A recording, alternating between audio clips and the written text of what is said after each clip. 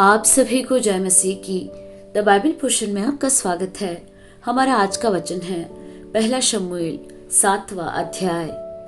तब किरियत यारीम के लोगों ने जाकर यहोवा के संदूक को उठाया और अबीनादाब के घर में जो टीले पर बना था रखा, और यहोवा के संदूक की रक्षा करने के लिए अबीनादाब के पुत्र एलियाजार को पवित्र किया। किरियत यारीम में संदूक को रखे हुए बहुत दिन हुए, अर्थात 20 वर्ष बीत गए, और इस्राएल का सारा घराना विलाप करता हुआ यहोवा के पीछे चलने लगा। तब शमूएल ने इस्राएल के सारे घराने से कहा, यदि तुम अपने पूर्ण मन से यहोवा की ओर फिरे हो तो पराये देवताओं और अश्तोरेत देवियों को अपने बीच में से दूर करो और यहोवा की ओर अपना मन लगाकर केवल उसी की उपासना करो, तब वह तुम्हें पलिश्तियों के हाथ से छुड़ाएगा। तब इस्राएलियों ने बाल देवताओं और अश्तोरेत देवियों को दूर किया और केवल यहोवा ही की उपासना करने लगे। फिर शमूएल ने कहा, सब इस्राएलियों को मिस्पा में इकट्ठा करो और मैं तुम्हारे लिए यहोवा से प्रार्थना करूंगा। तब वे मिस्पा में इकट्ठा हुए और जल भर के यहोवा के सामने उंडेल दिया और उस दिन उपवास किया और वहां कहने लगे, हमने यहोवा के विरुद्ध पाप किया है। और शमूएल ने मिस्पा में इस्राएलियों का न्याय किया।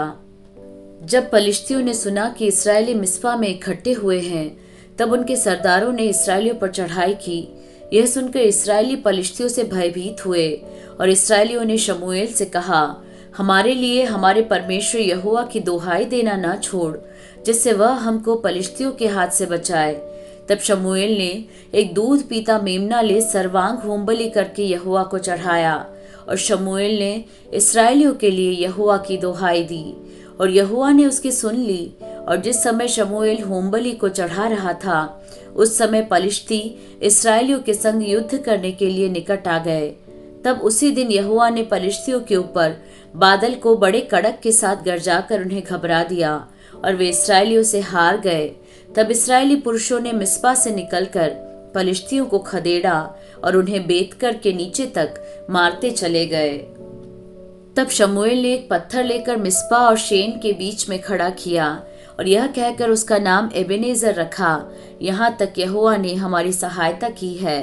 तब पलिश्ती दब गए और इस्राएलियों के देश में फिर न आए, और शमूएल के जीवन भर यहोवा का हाथ पलिश्तियों के विरुद्ध बना रहा।